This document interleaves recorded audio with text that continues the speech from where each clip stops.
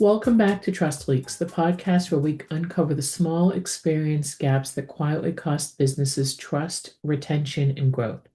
I'm your host, Sandra Martini, founder of the Martini Way and the Get It Done Right community. In the last episode, we talked about the quiet middle, that space after the sale and before long-term confidence is built, where trust often starts to erode quietly. Today, we're shifting gears slightly and we're discussing why responsiveness isn't enough to build client trust. As I want to challenge a belief that most businesses take pride in being responsive, fast replies, quick fixes, always being available. Those things matter, but they're not enough to build trust because you can be incredibly responsive and still leave clients feeling uncertain.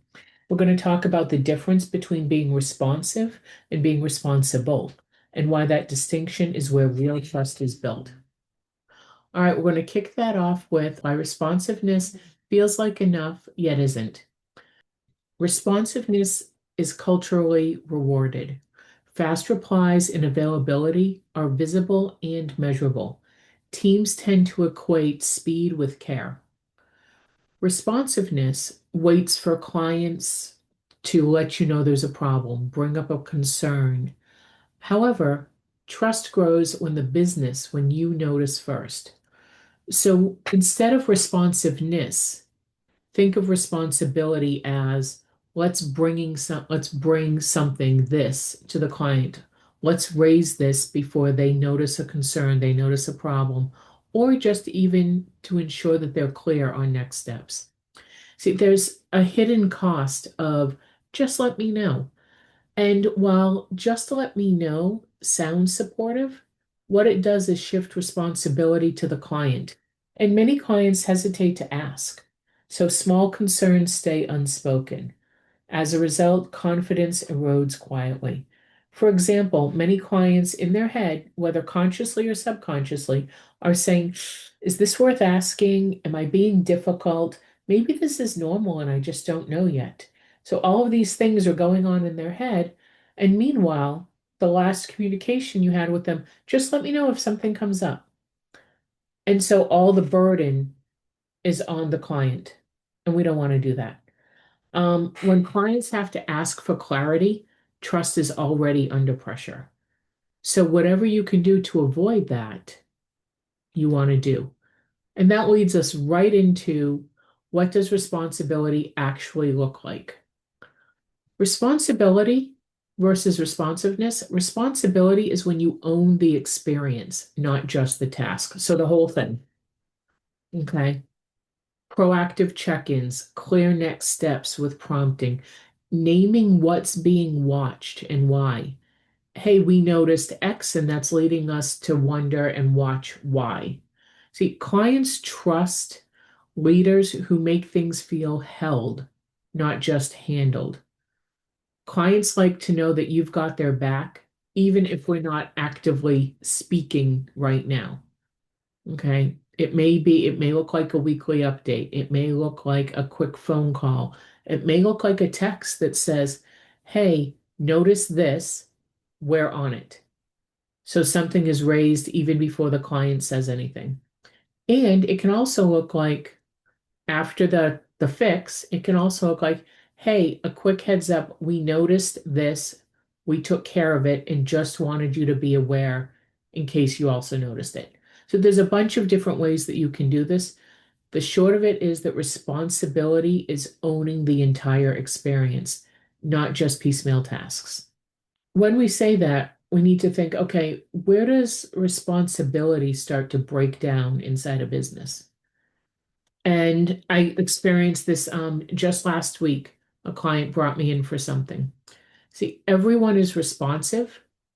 You ask a question, it gets answered quickly. However, no one owns the experience. Handoffs lack ownership, updates lack interpretation. Delivery happens without confirmation of understanding. In the case of the person that I worked with, they had a very big project, lots of moving parts. Everyone was owning a piece, a task, a part.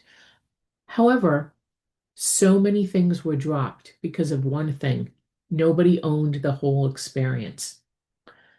Some of the things were bigger, most of the things were small. All of the things contributed to an experience that was less than what it could have and should have been.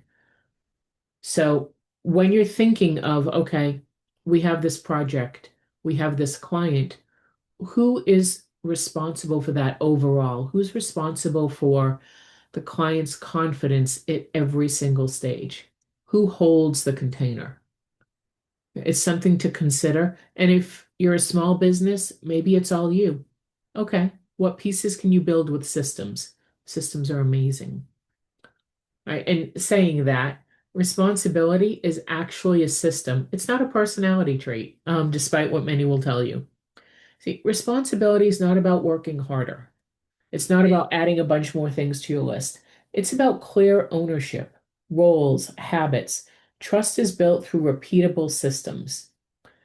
It's the same as retention. Retention isn't earned by availability or how fast you respond to something. It's earned by reducing uncertainty, ensuring the client is aware of what's going on, what next steps are. There's a clear runway for them. And all those niggling little questions are gone. They're not wondering, is it worth asking? Am I being difficult? Maybe this is normal and I just don't understand yet.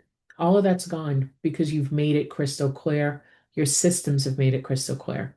Now, as I've shared in several of these episodes, trust grows when clients don't have to wonder what's happening next. Those are not good surprises. So, to wrap up today, responsiveness keeps clients from getting frustrated. Responsibility, however, keeps them confident, and confidence is what makes people stay with you. That's where you build retention. Trust doesn't break loudly, it leaks quietly, especially when responsibility is unclear. So, as you think about your business, ask yourself this: where might you be responsive, not responsible, for client experience, the entire experience?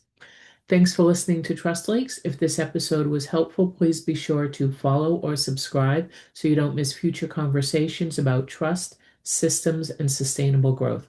Until next time, remember, every detail matters when it comes to building trust. I look forward to talking with you soon.